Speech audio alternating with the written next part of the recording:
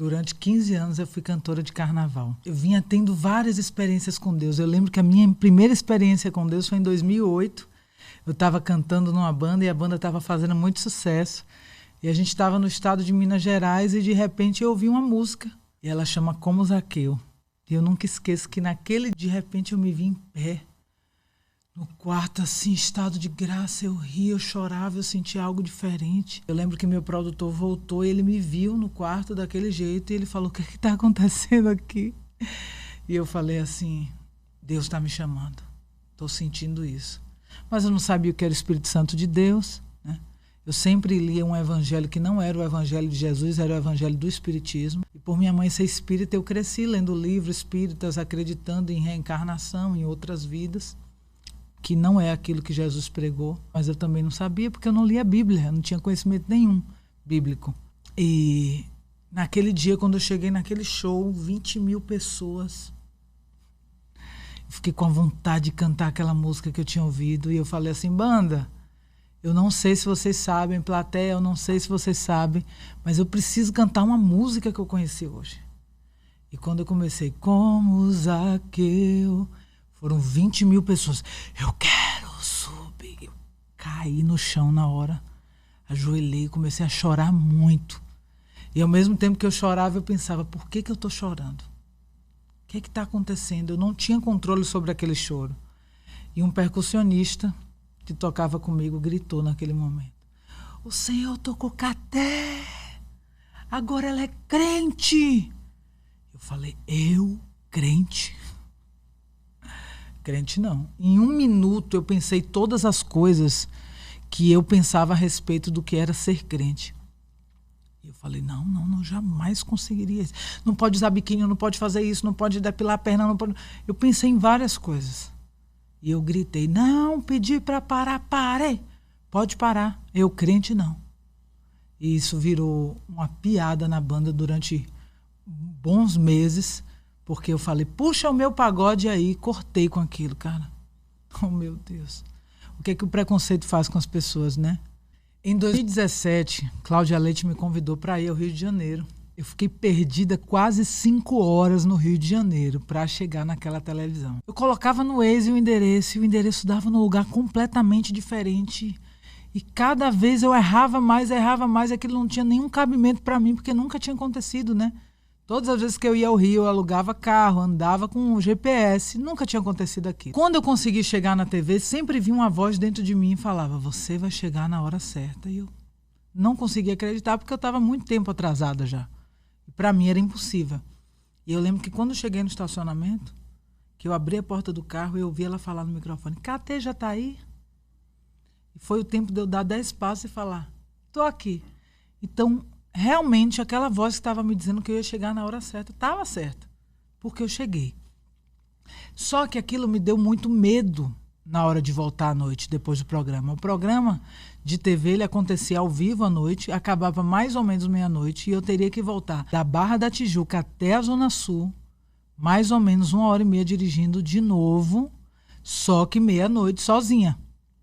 Então, por conta disso, eu comecei a perguntar a várias pessoas lá na TV, você quer carona? Quer carona? Ninguém queria carona. Perguntei para todo mundo que você imaginar. E, de repente, o pessoal já tinha saído do camarim de Claudinha.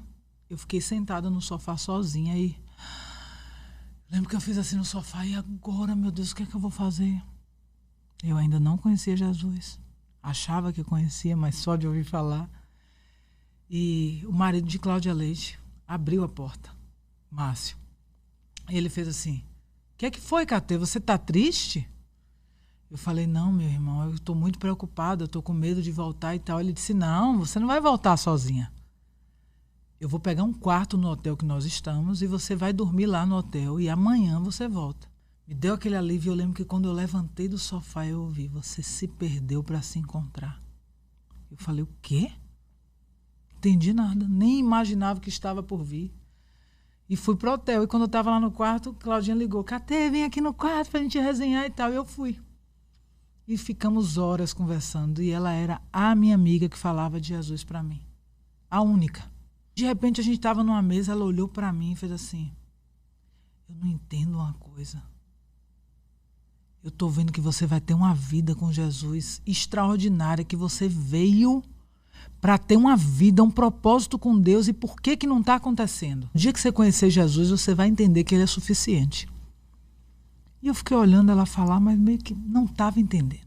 E eu acredito que era perto das 3 horas da manhã já. Ela falou assim, eu queria orar por você, mas eu vou ligar para o meu irmão para orar junto comigo. A gente foi para uma sala do quarto, eu ajoelhei, fiquei de olhos fechados, ela meio que ficou ajoelhada, virada para essa parede e eu olhando assim para frente. Mas de olho fechado ainda. E o irmão dela no telefone, aqui do lado. E os dois orando. De repente eu comecei a sentir o ambiente assim. A atmosfera do ar mudou. Mas eu comecei a sentir uma coisa tão diferente. E eu ouvi assim na minha mente, abra os olhos. E quando eu abri os olhos, eu vi Jesus, aqui como eu estou te vendo. E eu lembro que eu ficava na minha mente, sem parar, assim, pensando, não, isso não está acontecendo, isso é uma loucura, isso não está acontecendo, isso é impossível. E ele olhava para mim, ele só falava pelo olhar. Não me lembro quanto tempo aquilo durou. Eu lembro que logo depois da oração fui para o quarto e adormeci muito rápido. E quando eu abri o olho no dia seguinte, meu Deus, eu estava muito diferente. E Cláudia Leite tinha profetizado. Nos próximos dias, Jesus vai fazer um milagre na tua vida para você entender quem é Ele. E aí, você vai ver que Ele é suficiente. E você vai começar a viver grandes coisas em Deus. E eu tinha marcado um cirurgião. 3 anos atrás eu tinha feito uma cirurgia mal sucedida na Bahia. E o cara acabou com o meu nariz. E eu sofria muito bullying. Eu não respirava à noite. Eu chorava muito nas madrugadas sem respiração. Imagine que eu trabalho com respiração. E de repente eu estava com o meu instrumento de respiração completamente prejudicado.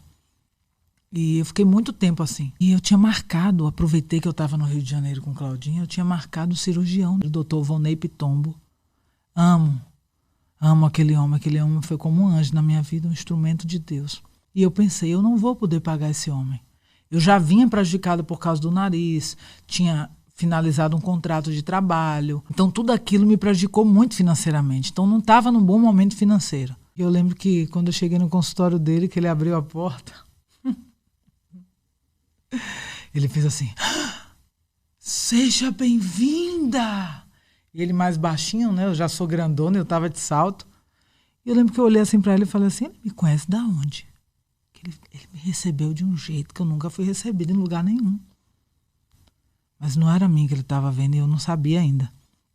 Eu entrei no consultório, ele viu minha situação e falou, minha filha, quem fez isso com você, eu vou te ajudar. E Claudinha tinha profetizado um dia antes que Jesus ia fazer um milagre naquela semana.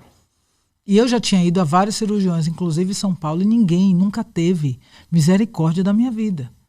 A maioria dizia, eu não consigo fazer essa cirurgia. E outros cobravam caríssimo e eu não tinha como pagar. Então ele disse que ia me ajudar.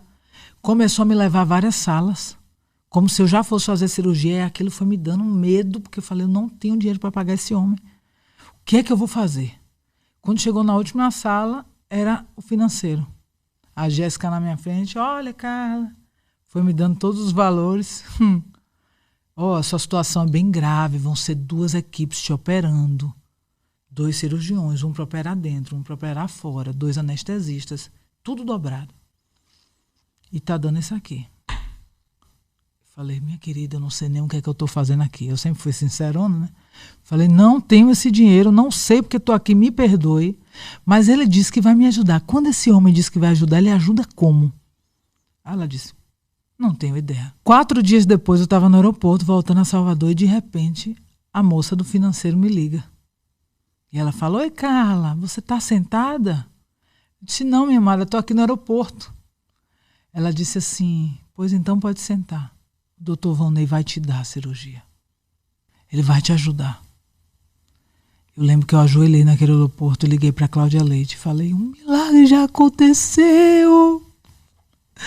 Meu Deus, eu sei que é um milagre. Eu chorava. E esses dias Claudinha me ligou, no dia do meu aniversário, e ela disse assim, o milagre que eu queria que tivesse acontecido era você conhecer Jesus. E aí você falava para mim que o milagre tinha acontecido e eu pensava, não, mas não era assim. Eu disse, mas você plantou uma semente? Você estava plantando a semente, você profetizou na minha vida. Você declarou coisas sobre a minha vida. O poder das palavras, meu Deus. Deus criou o mundo com palavras. E haja luz e houve luz. Desde o início, Deus ensina, né, o poder das palavras. E ela declarou muito. E ela sempre foi a minha amiga que falou de Jesus. A minha amiga que me estendia a mão. A minha amiga que me levava aos lugares e dizia, eu vou te ajudar. Me levava a TVs, me levou a Luciano Huck. Um dia ela me levou a Luciano Huck, dias depois desse médico. E ele falou assim, ei, um dia eu vou trazer você aqui para contar a sua história. E eu lembro que eu passei uma semana pensando, mas que história eu vou contar? Eu não vim de uma família pobre. Eu não passei fome. Eu nunca tive dificuldade na carreira. Eu mal comecei a cantar, já estava fazendo sucesso. Meu Deus, eu não tenho história para contar. E eu nem imaginava o que é que Deus ia fazer na minha vida.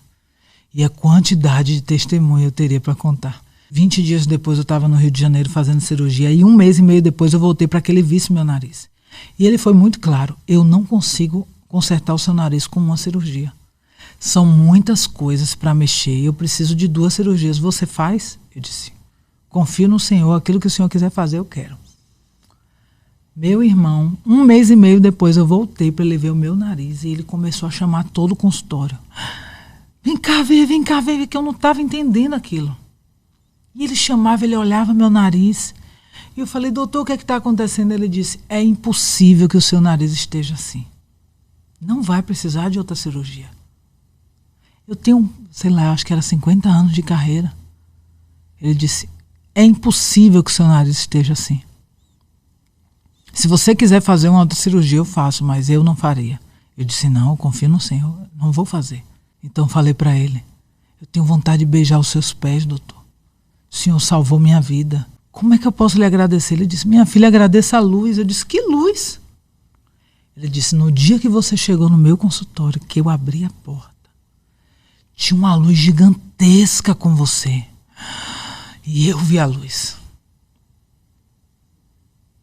Então ali eu tive certeza que realmente foi o milagre que Jesus fez, que Cláudia Leite profetizou. Mas a parte triste dessa história é que isso não foi capaz de me converter. Porque eu não tinha nenhum entendimento das coisas do reino de Deus. Eu buscava Deus em milhares de religiões, nunca fui transformada, nem encontrei Deus em nenhuma delas. Muito pelo contrário, deuses que homem levanta e são mortos. E que homens adoram mortos. Quando nós temos um Deus vivo, nós temos um Jesus que ressuscitou. Habita em nós, se nós permitirmos, e vive fazendo milagres até hoje. Eu não tinha conhecimento. Então, isso não era capaz de me converter. Eu simplesmente falava, olha o que Deus fez na minha vida. Fez e foi embora. Eu não sabia nem o que era o Espírito Santo de Deus. E depois de 2017, depois desse acontecimento, eu lembro que eu fiquei 3 meses assim, transformada. Eu dizia que estava esquisita, né? Eu fiquei 3 meses muito diferente, mas eu sentia que todos os dias aquilo ia embora, aos pouquinhos. Por quê? Porque eu continuei com minha vida de pecados. Eu continuei com a vida extremamente pecaminosa. E Deus não habita onde tem pecado. Ele chega e limpa e transforma, mas do jeito que eu estava, eu fui vivendo a vida como eu queria. E eu fui sentindo aquilo indo embora todos os dias, aos pouquinhos. 2018, 2019, né, muitas coisas sempre aconteceram da parte de Deus comigo. Uma vez eu fui visitar um produtor, ele foi anos produtor de Chitãozinho Chororó, e ele me convidou para ir ao interior de São Paulo, no estúdio dele. E eu lembro que a gente saiu 4 horas da manhã para voltar para a capital.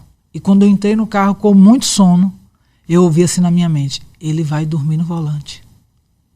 Só que eu já conhecia ele há 10 anos, ele sempre dirigiu e nunca aconteceu nada.